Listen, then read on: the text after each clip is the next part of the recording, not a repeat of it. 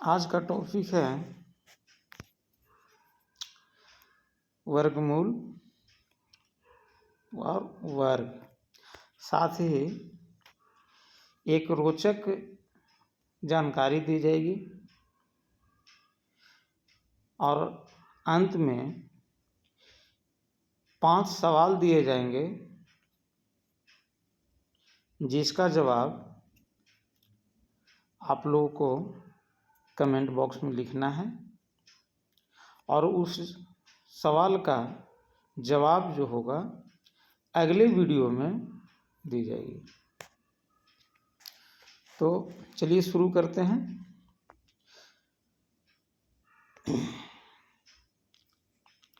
Topic है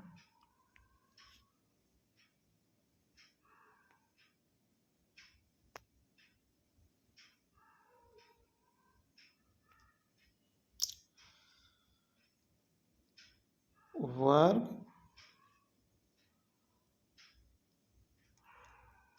और वर्गमूल।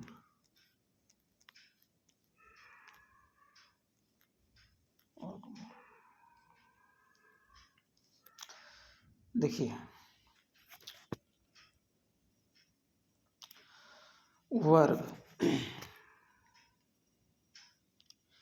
वर्ग जो होता है, जब किसी संख्या को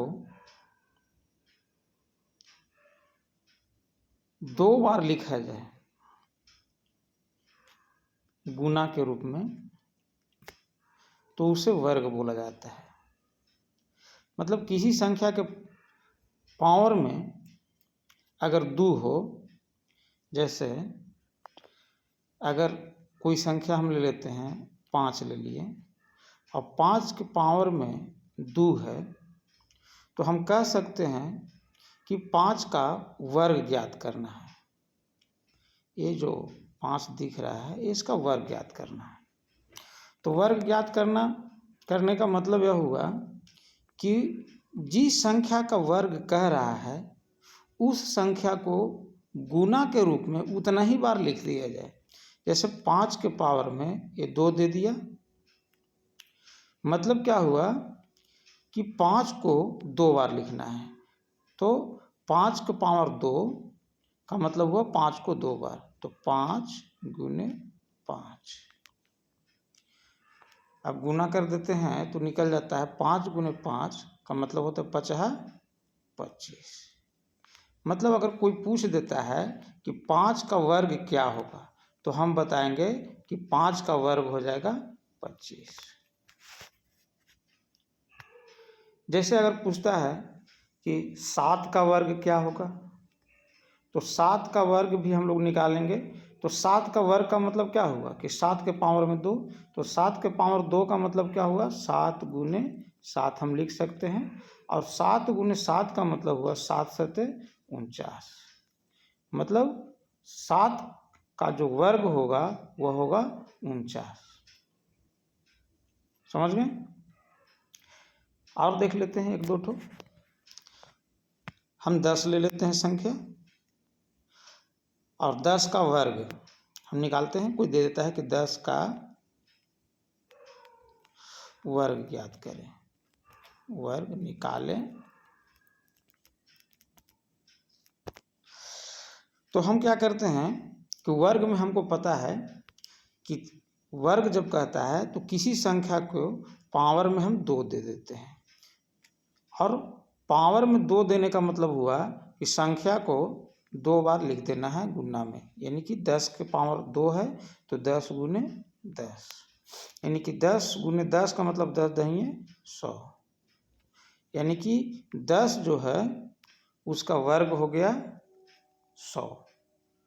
उसी प्रकार से किसी भी संख्या का कहेगा हम लोग वर्ग निकाल सकते हैं। जैसे मान के चलो ये कह दिया 25 का वर्ग ज्ञात करें, 25 का वर्ग।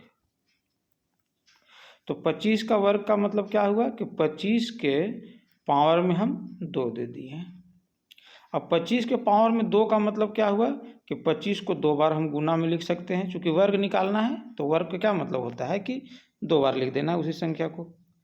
तो 25 में 25 से गुना कर देते हैं, तो 25 में 25 से गुना करेंगे तो 625 आएगा, आप निकाल लेना, यानी कि 625 हो गया। यानी कि 25 जो है उसका वर्ग कितना हुआ,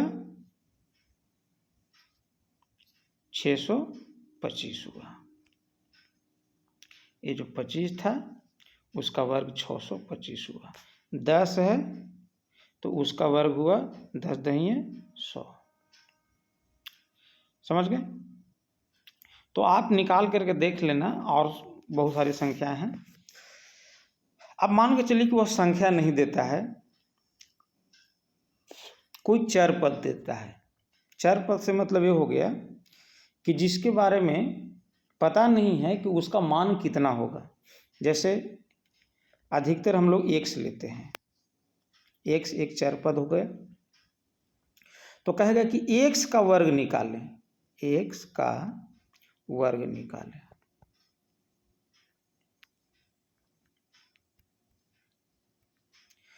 तो हम क्या करते हैं, x का वर्ग कह रहा है, x का वर्ग, तो सीधी सी बात है, वर्ग ही तो कह रहा है, तो वर्ग में हम लोग क्या करते हैं, पावर में 2 देते हैं। तो x जो हुआ इसका पावर में हम 2 दे दिए, और 2 देने का मतलब क्या हुआ कि x के पावर में 2 का मतलब x गुने x, मतलब क्या हुआ, x में 1 से गुना करते हैं। तो आगे बताएंगे, जब बीजगणित बताएंगे उसमें बताएंगे गुना में क्या होता है। ऐसे ध्यान में रख लीजिए कि जब गुना होता है, किसी भी चर पद में गुना होता है, एक चर यहाँ है, एक चर यहाँ है, और दोनों एक ही है, यहाँ भी x है और यहाँ भी x है। अगर यहाँ x रहता है, यहाँ y रहता है तो नहीं होता, लेकिन यहाँ भी x, यहाँ भी x है, तो इस और पावर में कुछ नहीं है तो 1 मान लिया जाता है। तो x और x तो लिखा गया x, और गुना में पावर जुड़ जाता है, तो 1 और 1 कितना हुआ, 2। ये हो गया आपका x का वर्ग। x का वर्ग कितना हुआ, x स्क्वायर। इतना आपको करने की जरूरत नहीं है, ये सब कुछ नहीं, जब चर पद देवे तो इतना करने की जरूरत नहीं है। आप सीधी सीधी आप निकाल सकते हैं।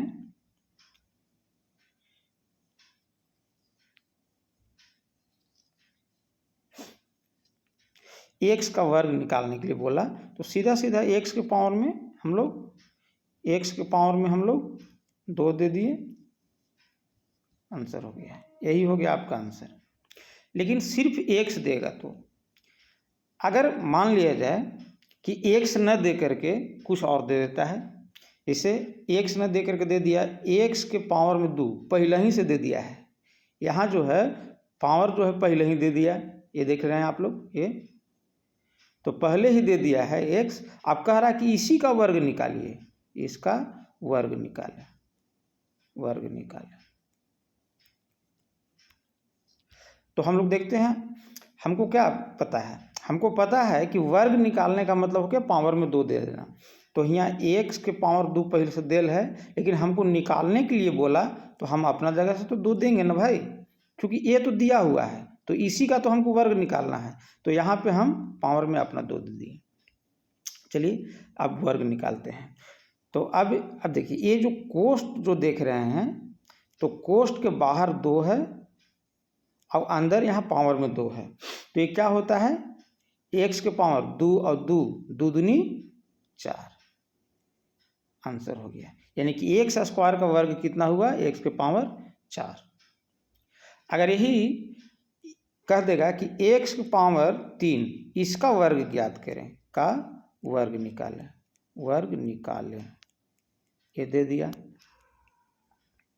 तो हमको दिया है x के पावर 3, अब कह रहा है कि वर्ग ज्ञात करें, तो वर्ग ज्ञात करने के लिए हम लोग क्या करते हैं, पावर में 2 देते हैं। तो हो गया x, और पावर में पहले से 3 था, अब हमने दिया 2 क्योंकि वर्ग निकालना था, तो 3 दूनी 6, यही हो गया आंसर आपका। मतलब यही है कि जिस किसी संख्या का, चाहे चर हो या अचर हो, अगर वर्ग ज्ञात करने के लिए कहता है तो सीधे हम क्या करेंगे, पावर में 2 देंगे, अब बाकी यहाँ जो संख्या है उसको हम लोग कर लेते हैं। अच्छा चलिए यहाँ पे थोड़ा सा और हम लोग समझ लेते हैं, क्योंकि पीछे हमने बताया था इसमें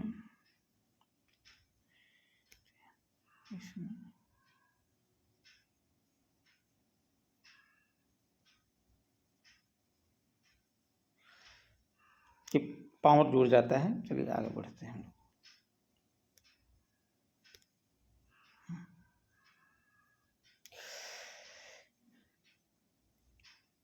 एक्स रहेगा और वाई रहेगा।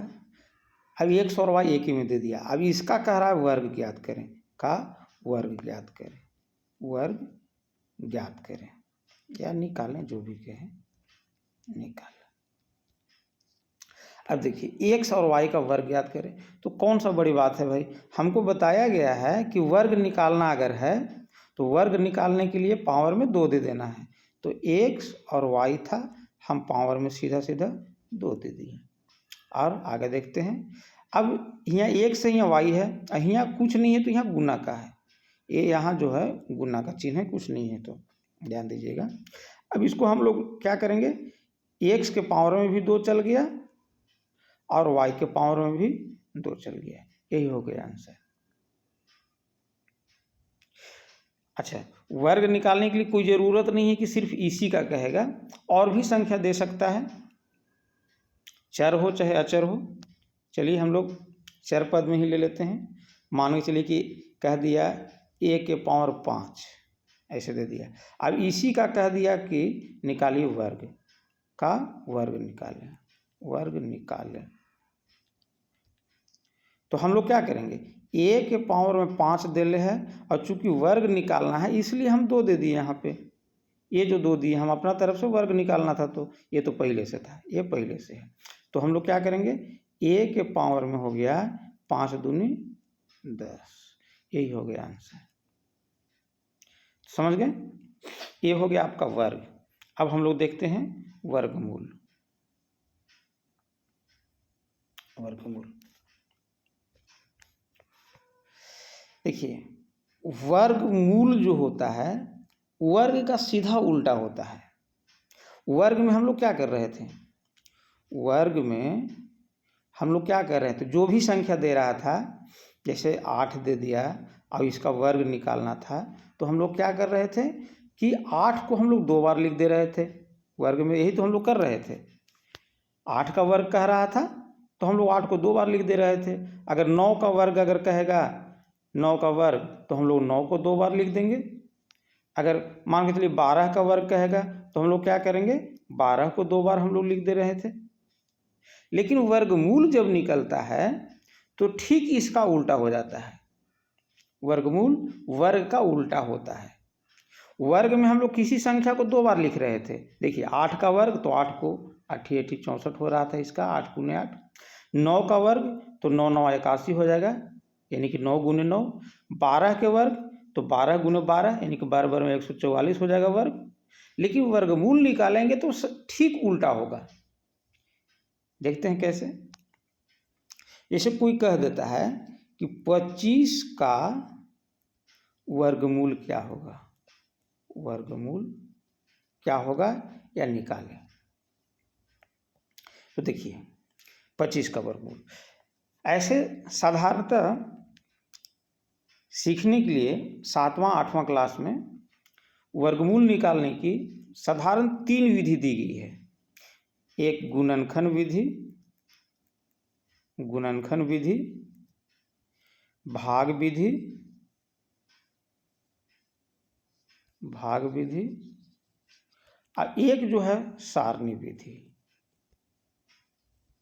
सारणी विधि। 3 विधि से आप लोग को वर्गमूल निकालना है। तो हम लोग सबसे पहले गुणनखंड विधि देखते हैं। गुणनखंड विधि से वर्गमूल निकालना जानते हैं, उसके बाद भाग विधि देखेंगे, उसके बाद फिर सारणी विधि देखेंगे। तो हम लोग गुणनखंड विधि से देखते हैं कैसे। अगर 25 है तो 25 का क्या निकालना है, वर्गमूल, वर्गमूल। तो सबसे पहले हम लोग देखते हैं कि वर्गमूल का चिन्ह क्या होता है। जैसे सभी चीज़ का चिन्ह होता है, जैसे जोड़ का है, आपका एक घटाव का है, ये आपका गुना का हो गया, ये आपका भाग का हो गया।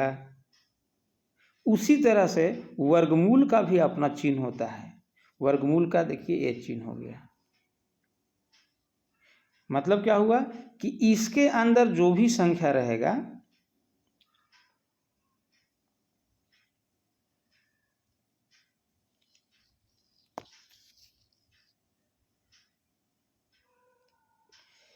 ये जो वर्गमूल का चिन्ह है, इसके अंदर जो भी संख्या रहेगा यहाँ पे, उसका हमको वर्गमूल निकालना है। जैसे कोई कह देगा कि 25 का वर्गमूल निकालें, तो हम लोग देखते हैं 25 का वर्गमूल निकालते हैं हम लोग। कहा कि 25 का वर्गमूल निकालें, वर्गमूल निकालें। तो 25 का वर्गमूल निकालना है, तो सबसे पहले हम लोग क्या करते हैं कि 25 को चिन्ह के अंदर में रखते हैं जो वर्गमूल का होता है, तभी तो हमको पता चलेगा ना। चलिए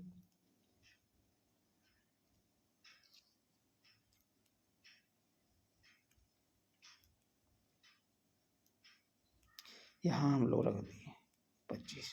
अब इसका मतलब हो गया कि 25 का वर्गमूल निकालना है, तो सबसे पहले हम लोग को किस विधि से निकालना है, तो गुणनखंड विधि से। तो सबसे पहले हम लोग 25 को गुणनखंड करते हैं, 25 का गुणनखंड करते हैं हम लोग।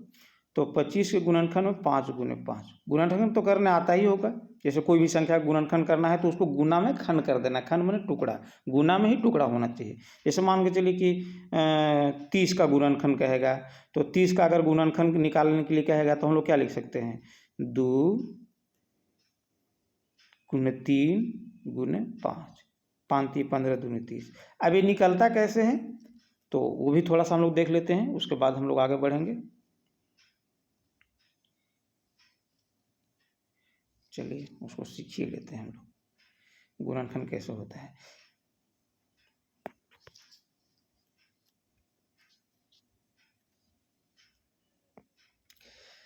चलिए 30 का गुणनखंड कोई कहा निकालने के लिए हमको कि 30 का गुणनखंड निकालिए, तो 30 का गुणनखंड, तो हम लोग देखते हैं कि 30 में किस किस संख्या से भाग लग रहा है, उसी से भाग लगाते हैं। जैसे 30 है तो 30 में सबसे पहले 2 से लगाते हैं, तो 2 से 2 एकम 2, 1 आया ऊपर से 0, 2 पचे 10, कट गया। 2 से लगा 15 बार में, तो 2 लिख दिए। अब 15 बचा। अब 15 में देखेंगे कि कौन संख्या से भाग लग रहा है, तो 15 में 3 से भाग लग रहा है, 3 पचे 15, कट गया, तो यहाँ लिख दिए 3। अब देखते हैं 5 में किस संख्या से भाग लग रहा है, तो 5 में या तो 5 से लगेगा या 1 से लगेगा, तो 5 तो खुद है ये है। अब 1 जो है गुना में 1 जब रहता है तो नहीं लिखते हैं हम लोग उसको, 1 को, ये हो गया।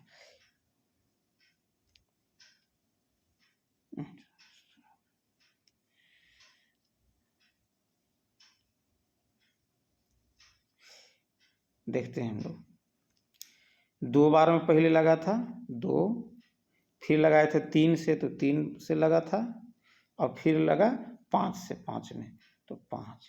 यही हो गया 30 का गुणनखंड। अब गुणनखंड चेक करने के लिए आप ध्यान दीजिएगा कि सब में गुना कीजिएगा तो जिस संख्या का गुणनखंड किए थे वो संख्या आ जाना चाहिए। जैसे 30 का गुणनखंड हम लोग किए थे, तो 30 का जब गुणनखंड किए तो 5 से 5 तिहाई 15, 15 दूनी 30, ये संख्या हमारा आ गया।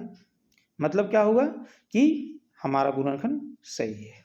तो इसी विधि से हम लोग देखते हैं। अच्छा एक ठो और देख लेते हैं, मान के चलिए कि 50 दे दिया, 50 का गुणनखंड हम लोग निकाल लेते हैं, या 50 नहीं, हम लोग निकालते हैं 64 का गुणनखंड।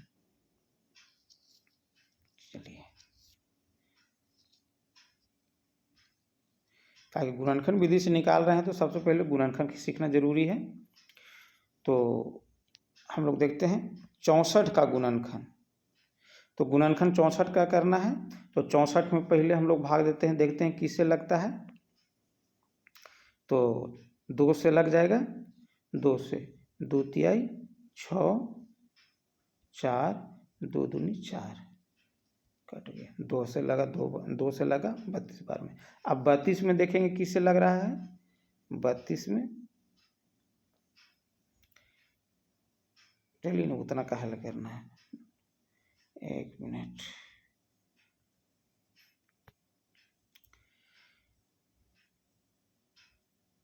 चलिए सबसे आसान तरीका बताते हैं।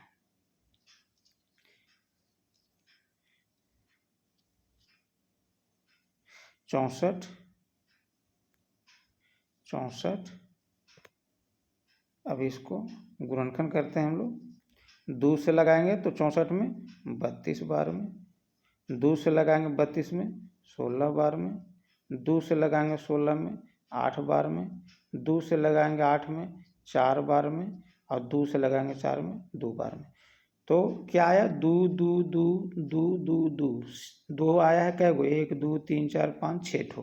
तो हम लोग लिख देते हैं, यही हो गया आपका गुणनखंड, 1 1 2 3 4 5 6 ठो लिखा गया। यही आपका 64 का गुणनखंड हो गया। अगर 50 का गुणनखंड अगर कहता है तो 50 का निकाल लीजिए, 50 से 2 से 50 में भाग देंगे 25 बार में, 25 में 5 से लगाएंगे 5 बार में, 50 25 हो गया। तो 50 का गुणनखंड हो गया 2 गुने 5 गुने 5 गुने 5। तो गुणनखंड हम लोग सीख गए। इस तरह से किसी भी संख्या का गुणनखंड निकाल सकते हैं हम लोग। अब इसी विधि से हम लोग निकालते हैं कि सीखते हैं कि वर्गमूल कैसे निकाला जाता है।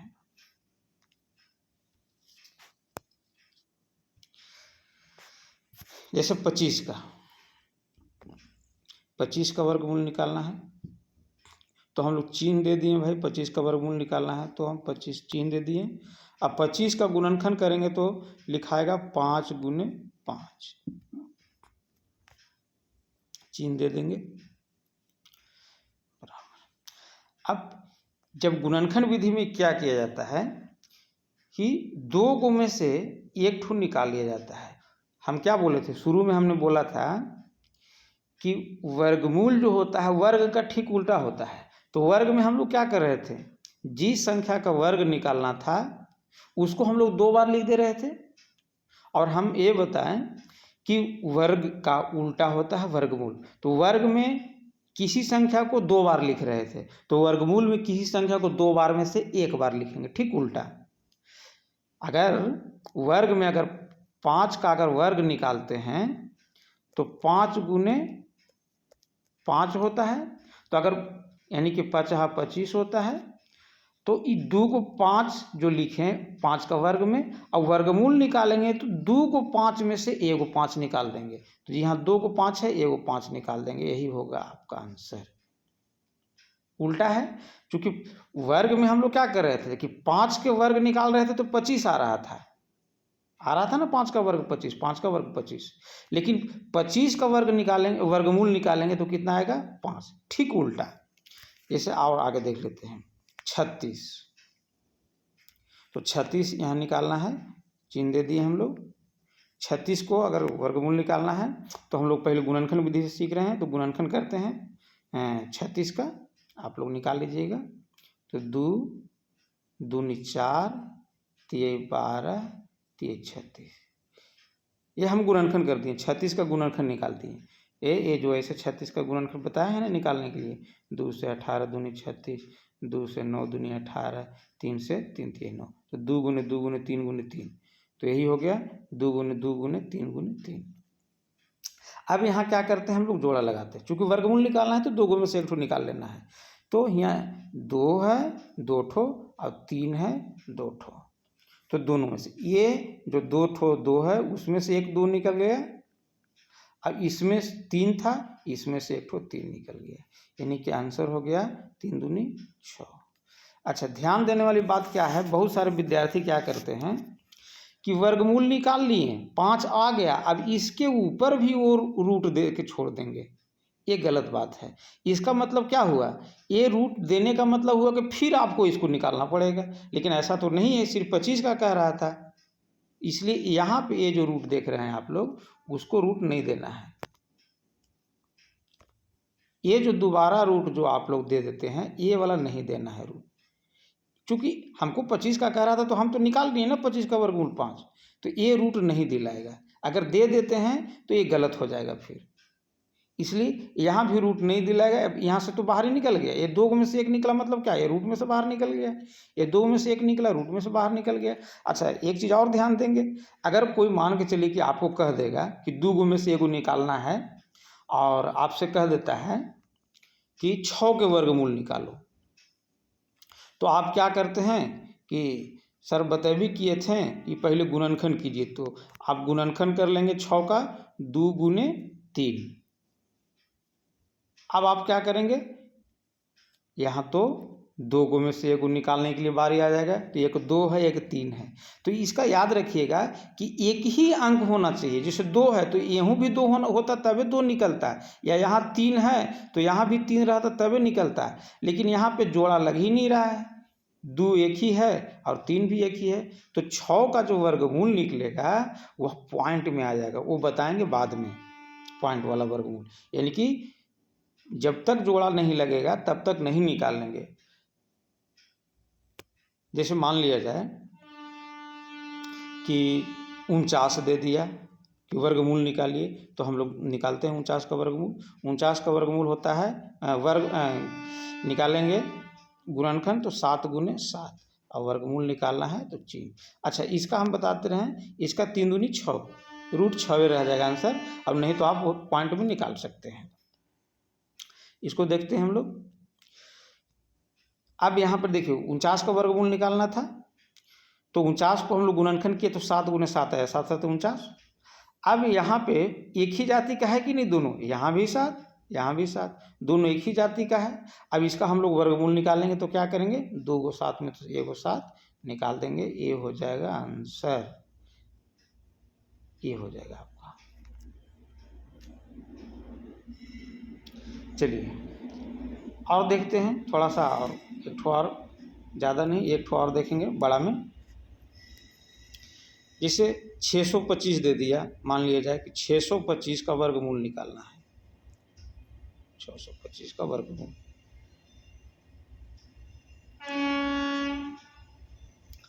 तो हम लोग क्या करेंगे, चूंकि वर्गमूल निकालना है तो सबसे पहले हम इसको चिन्ह देंगे वर्गमूल का।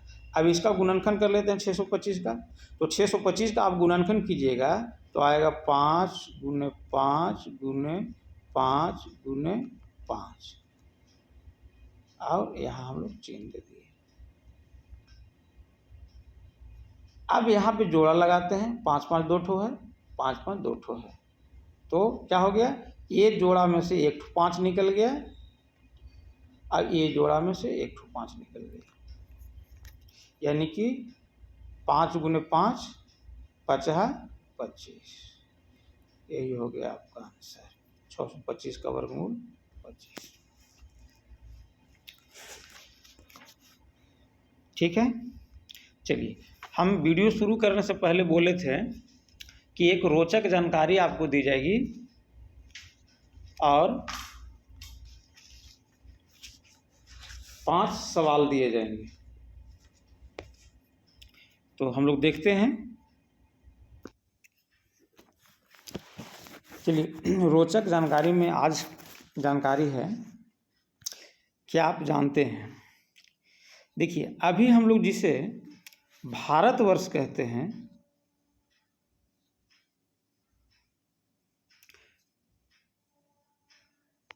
जिसे हम लोग भारतवर्ष कहते हैं, भारत या इंग्लिश में इंडिया कहा जाए, इसका एक नाम हिंदुस्तान है, हिंदुस्तान है। अभी के परिवेश में देखा जाता है कि हिंदुस्तान का अर्थ पूरा भारतवर्ष है, पूरा भारत, चाहे हम लोग बिहार में हैं, झारखंड, उड़ीसा, पंजाब, हरियाणा, छत्तीसगढ़, आंध्र प्रदेश, तमिलनाडु, ये सभी राज्य जो हैं मिला करके हिंदुस्तान हम लोग कहते हैं या भारत हम लोग कहते हैं। लेकिन 11वीं सदी में सबसे पहले एक फारसी इतिहासकार हुआ करता था जिसका नाम था मिन्हाज ए सिराज। वह फारसी इतिहासकार था। उसने हिंदुस्तान शब्द का प्रयोग केवल पंजाब,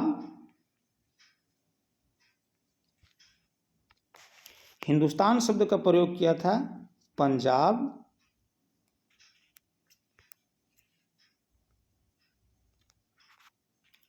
हरियाणा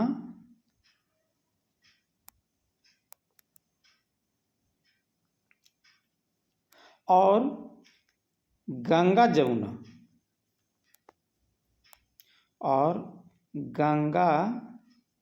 जमुना के बीच की जो भूमि थी, बस उन्हीं जगहों को हिंदुस्तान कहा था। किसने? मिन्हाज ए सिराज ने, जो फारसी इतिहासकार था 11वीं सदी में। कौन कौन सा?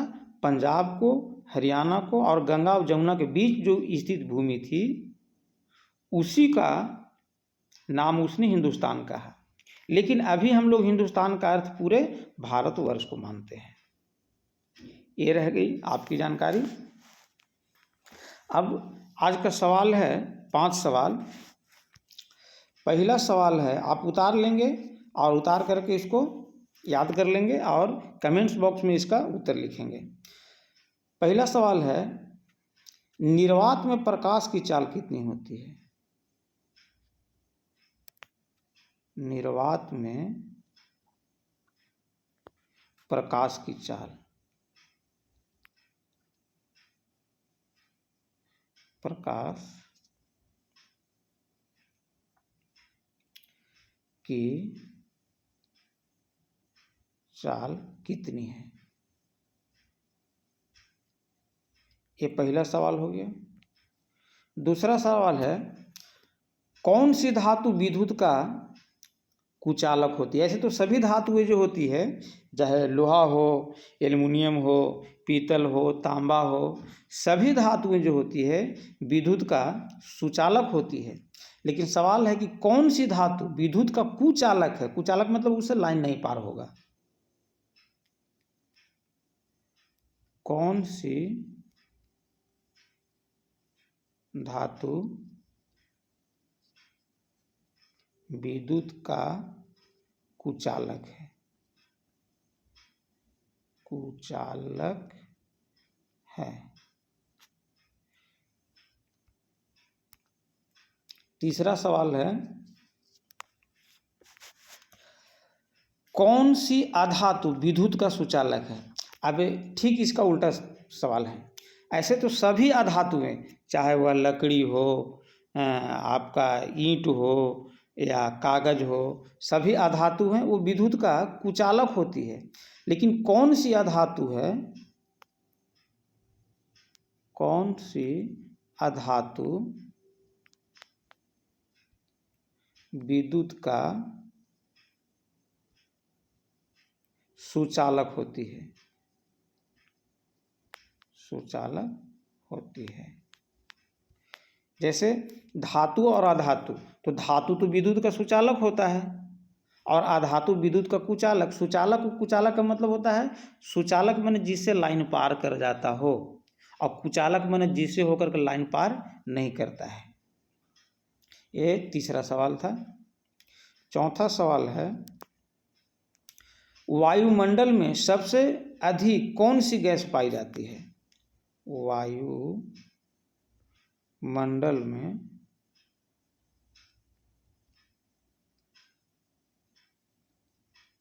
सबसे अधिक कौन सी गैस पाई जाती है?